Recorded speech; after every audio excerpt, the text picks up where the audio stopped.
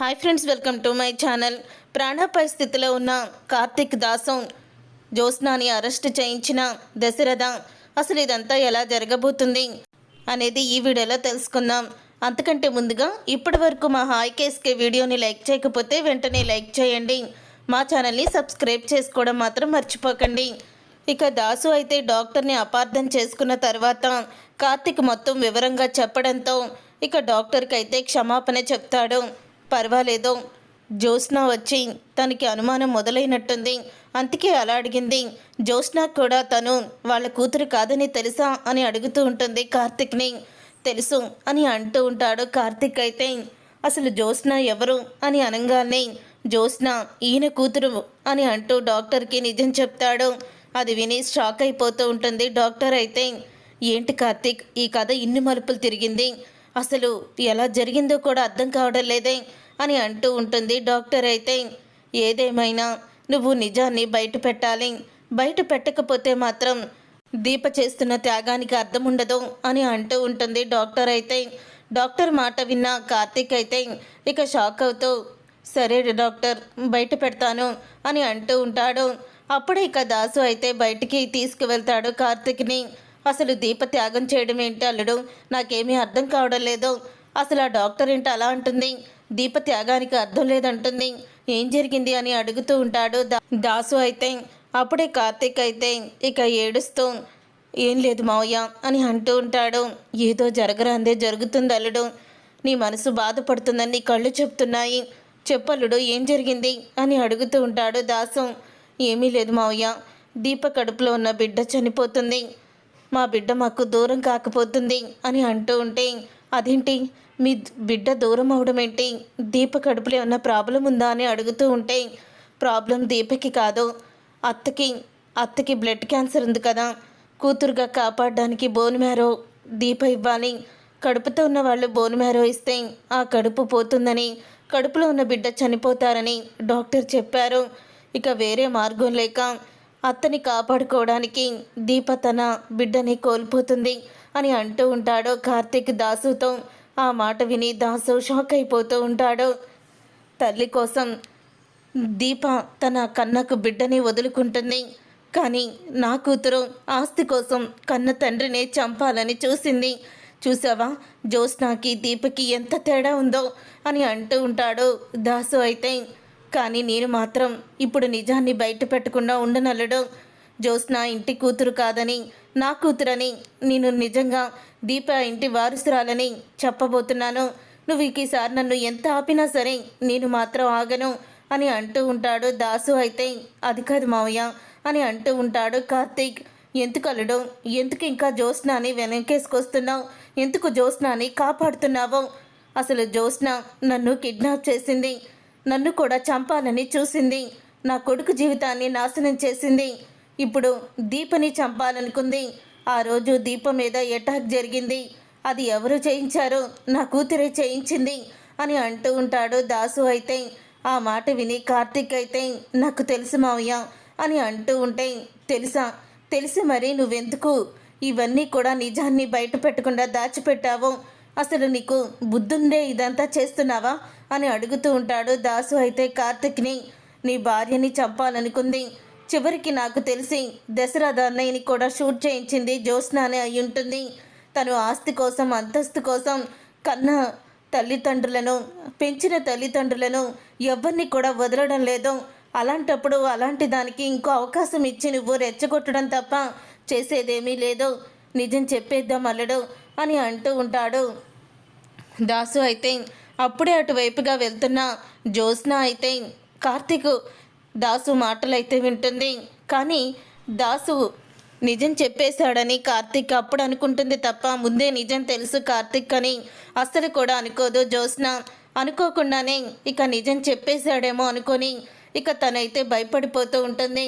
సరే మావయ్య, నువ్వన్నట్టే ఇక నేను కూడా నిజాన్ని బయట పెట్టేస్తాను, పద జ్యోత్స్న గురించి ఇంట్లో వాళ్ళందరికీ కూడా చెప్పేద్దాం, ఇక నేను కూడా సహనంతో ఓర్చుకోలేకపోతున్నాను, పద మావయ్య ఈ నిజాన్ని అందరికీ తెలిసేలా చేద్దాము అని అంటూ ఉంటాడు కార్తీక్ అయితే. ఆ మాటలు విని తన గురించి ఇంట్లో వాళ్ళందరికీ చెప్పేయడానికి కార్తీక్ దాసు వెళ్తున్నారని తెలుసుకొని షాక్ అయిపోతూ ఉంటుంది జ్యోత్స్న. నా గురించి, నా గతం గురించి ఎవ్వరికి తెలిసినా సరే వాళ్ళని నేను బ్రతకనివ్వను. ఒక పక్క కన్న తండ్రి, ఇంకొక పక్క ప్రేమించిన బావ, ఎవరైనా సరే నేను అస్సలు కూడా వీళ్ళని కూడా వదిలిపెట్టను. అసలు కారణం వీళ్ళే కదా. ఇప్పుడు నా గుట్టు బయటపడితే వీళ్ళ వల్లే ఎక్కువగా వీళ్ళ అండ చూసుకొని ఇంట్లో వాళ్ళు రెచ్చిపోతున్నారు. అసలు వీళ్ళే లేకపోతే అని అనుకొని క్రూరంగా ఆలోచించి జ్యోత్స్న అయితే ఇక కారుతో స్కూటీ మీద వెళ్తున్న కార్తీక్ దాసుని అయితే గుద్దేస్తుంది. ఇక కార్తీక్ దాసుని యాక్సిడెంట్ చేస్తుంది. దాంతో ఇక కార్తీక్ దాసు బండి మీద నుంచి పడిపోయి తలకి దెబ్బ తగిలి స్పృహ కోల్పోతారు. ఇక దాంతో వాళ్ళు చనిపోయారనుకొని మళ్ళీ కిందకి దిగితే ప్రాబ్లం అవుతుందని దూరం నుంచే చనిపోయారనుకొని నిర్ధారించుకొని జ్యోత్స్న అయితే వెళ్ళిపోతుంది.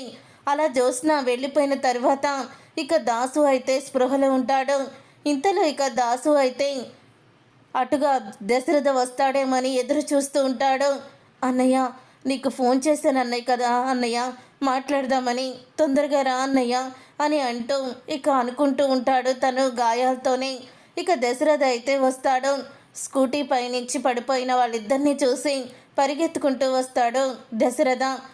ఏమైంది కార్తీక్, దాసు అని అంటూ ఉంటాడు.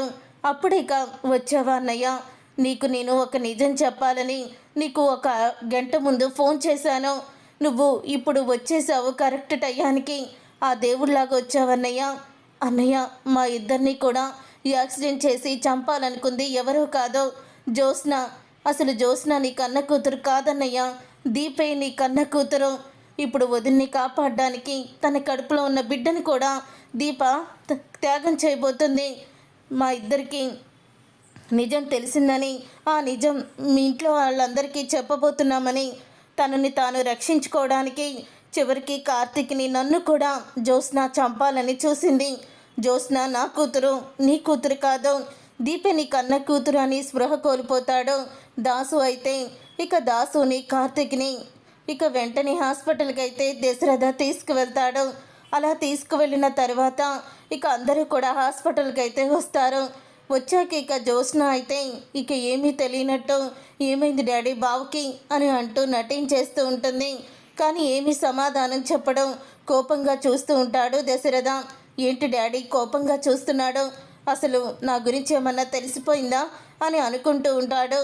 జ్యోత్స్న గురించి తెలిసిపోయిందేమని జ్యోత్స్న కంగారు పడిపోతూ ఉంటుంది. అసలు వీళ్ళిద్దరిని హాస్పిటల్కి డాడీ ఎలా తీసుకొచ్చాడు, వీళ్ళిద్దరికీ యాక్సిడెంట్ అయిందని డాడీకి ఎలా తెలుసు అని టెన్షన్ పడిపోతూ ఉంటుంది. ఇంతలో కాంచన అయితే ఏంటన్నయ్య ఇలా జరిగింది, అసలు దాసన్నయ్య కార్తిక్కి యాక్సిడెంట్ ఎవరు చేశారు, ఇదంతా ఎలా జరిగింది అని అడుగుతూ ఉంటుంది. ఇప్పుడు కార్తిక్ ఎలా ఉందన్నయ్య అని అడుగుతూ ఉంటే డాక్టర్లు లోపల వైద్యం చేస్తున్నారమ్మా, నువ్వేమీ కంగారు పడుకో, ఏమీ జరగదు, మంచి వాళ్ళకి ఎప్పుడూ కూడా మంచి జరుగుతుంది. ఆ దేవుడు కొన్నిసార్లు పరీక్ష పెడతాడు, కానీ ఆ తర్వాత మనకి అవకాశాన్ని తప్పకుండా ఇస్తాడు అని అంటూ ఉంటాడు దశరథ. అయితే తర్వాత ఇక దశరథ దగ్గరికి కాశీ వచ్చి, నేను మా అమ్మ నాన్న ఇంటికి రమ్మని చెప్పాను, కానీ ఇంటికి రాకుండా బావని కలవడానికి అని వచ్చాడు. ఏంటి నాన్న అంటే ఏం లేదు అని అన్నాడు. అసలు ఏం జరిగిందో తెలియడం లేదు పెదనాన్న అని అంటూ బాధపడుతూ ఉంటాడు కాశీ కూడా. ఇంతలో ఇక పోలీసులు అయితే వస్తారు. పోలీసులు రావడంతో జ్యోత్స్న షాక్ అయిపోతూ ఉంటుంది. అప్పుడు ఇక దశరథ్ గారు, మీరు మీ అల్లుడు అలాగే మీ తమ్ముడు యాక్సిడెంట్ అయిందని అన్నారు కదా, ఎవరు చేయించారో కూడా తెలుసు అన్నారు, ఎవరు అని అడుగుతూ ఉంటే ఒక్కసారే జ్యోత్స్న షాక్ అయిపోతూ డాడీకి నిజం తెలిసిపోయిందా అని స్టన్ అయిపోతూ ఉంటుంది. ఎవరో కాదో మా అల్లుడిని, మా తమ్ముడిని యాక్సిడెంట్ చేసి చంపాలనుకుంది ఈ జ్యోత్స్ననే అని అంటూ ఉంటాడు దశరథ. ఆ మాట విని పారిజాతం అందరూ కూడా షాక్ అయిపోతూ ఉంటారు. సుమిత్ర, శివనారాయణ మాత్రం హాస్పిటల్లో ఉండరు. అప్పుడే ఇక పారిజాతం అయితే ఏంటి దశరథ నువ్వు చెప్పేది, జ్యోత్స్న వాళ్ళిద్దరికి యాక్సిడెంట్ చేయించడం ఏంటి అని అనగానే, అవును పిన్ని, వాళ్ళిద్దరినీ కూడా కారుతో గుద్ది యాక్సిడెంట్ చేయించింది జ్యోత్స్ననే. దానికి సాక్ష్యం అక్కడే రోడ్డు మీద ఉన్న సీసీ కెమెరా, అలాగే దాసు నాకు స్పృహలోకి వచ్చిన చెప్పిన గుండె పగిలే నిజాలు అని అంటూ ఉంటాడు దశరథ. అయితే డాడీ, నువ్వు ఎవరిని చూసి ఎవరనుకుంటున్నావో నేనెందుకు బావని అలాగే దాసుబాబాయిని కిడ్నాప్ చంపాలని చూస్తాను అని అంటూ ఉంటుంది జ్యోత్స్న. ఎందుకంటే ఆస్తి కోసం, శివన్నారాయణ ఇంటి వారసత్వం కోసం అని అంటూ ఉంటాడు దశరథ. నువ్వు నా కూతురివి కాదు, దాసు కూతురువని నాకు బాగా తెలుసు. కన్న తండ్రిని ప్రేమించి పెళ్లి చేసుకోవాలనుకున్న వ్యక్తిని ఆస్తి కోసం నిజం బయటపడుతుందేమని భయంతో చంపాలని చూసావు చూడు. అప్పుడే నాకు అర్థమైంది నువ్వెంత కిరాతకురాలివో. దాసు ఒకసారి నీ చేతుల్లో నుంచి తప్పించుకున్నాడు. అప్పుడు కూడా నేను దాసుని కాపాడాను. ఇప్పుడు కూడా దాసుని చంపాలని చూసావు. నువ్వింత దుర్మార్గురాలువని అస్సలు ఊహించలేదు. ఇన్ని రోజులు కూడా నువ్వు ఆడుతున్న నాటకాలు అన్నీ బయటపడ్డాయి జ్యోత్స్న. ఇక నువ్వు జైలుకి పోవాల్సిందే అని అంటూ ఉంటాడు దశరథ. అయితే లేదు డాడీ, ఆ దాసు అబద్ధం చెప్తున్నాడు. నేను ఆయన కూతుర్ని కాదు, నీ కూతుర్ని అని అంటూ ఉంటుంది జ్యోత్స్న. లేకపోతే మమ్మీకి ఎందుకో అవన్నీ మ్యాచ్ అవుతాయి, మ్యాచ్ అయ్యాయి కదా, డాక్టరే చెప్పింది అని అంటూ ఉంటే అప్పుడే ఇక జ్యోత్స్న చెంప పగలగొడుతుంది పారిజాతం.